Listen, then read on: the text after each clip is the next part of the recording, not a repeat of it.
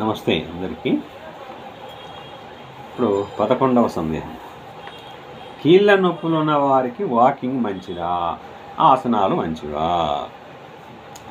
సమాధానం: కీళ్ళ నొప్పులు ఉన్నవారు వాకింగ్ చేయకూడదు.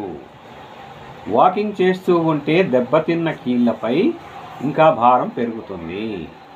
అరిగిన కీళ్ళు ఇంకా నొప్పిగా తయారవుతాయి. బరువుతో కీళ్ళ నొప్పులు ఉన్నవారికి నొప్పులు వాకింగ్లో ఎక్కువ అవుతాయి.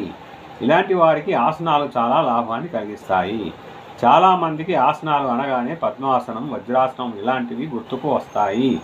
అలా మాకు కీళ్ళు వంగవు కదా, మాకు ఆసనాలు ఇంకేమి పనికి వస్తాయి అని అనుకుంటారు. ఎవరికి తగ్గట్లు ఆసనాలు వారికి ఉంటాయి. తేలికగా పడుకొని చేసేవి కూడా కొన్ని ఉంటాయి. అలాగే కొన్ని బోర్లా పడుకొని చేసేవి కూడా ఉంటాయి. కీళ్ళ నొప్పులు ఉన్న వారికి కొన్ని నొప్పులు పెరగకుండా మిగతా వారి శరీరానికి లాభం కలిగించే ఆసనాలు నేర్చుకుని చేయవచ్చు.